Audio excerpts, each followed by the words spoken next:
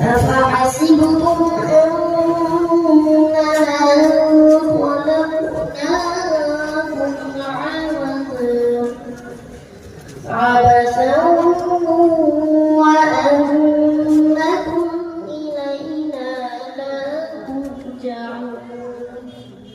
فتعالى الله الملك الحق لا إله إلا هو